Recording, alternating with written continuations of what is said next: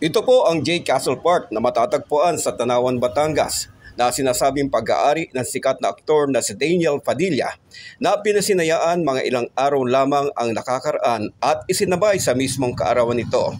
Sa bukana pa lamang ng nasabing J. Castle ay mabibighani ka na sa kaaya-ayang ganda at istruktura nito na talagang dinisenyo at pinag-isipan ng husto. Sa mga nagnanais pong bumisita at pumunta rito ay may entrance fee po na 1,500 kada tao.